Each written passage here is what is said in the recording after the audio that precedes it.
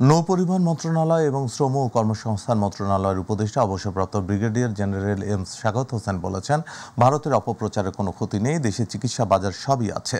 পৃথিবীর মধ্যে বাংলাদেশ থেকে দ্বিতীয় বৃহত্তম সংখ্যক লোক ভারতে যায়। এই খাত থেকে অর্থনৈতিকভাবে ভারত বিশাল লাভবান হয়। বাংলাদেশিদের চিকিৎসা না করলে যাবে না। দুপুরে যশোরের বেনাপোল কার্গো ইয়ার্ড ও বেনাপোল ইমিগ্রেশন পরিদর্শন শেষে তিনি এসব কথা বলেন। তিনি আরও বলেন, আমাদের মধ্যে মেজরিটি মাইনরিটি কোনো বিভাজন নেই। এখানে সকল ধর্মের মানুষ বসবাস করছে। কোনো উস্কানিতে কান না দেওয়ার অনুরোধ জানিয়ে তিনি বলেন, আমরা ঐতিহাসিকভাবে এক আছি।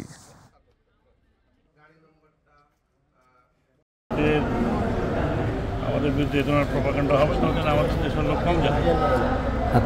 আমাদের তো কোনো ক্ষতি নেই। আমাদের এখানে চিকিৎসাও আছে, আমাদের এখানে বাজারও আছে, সবই আছে।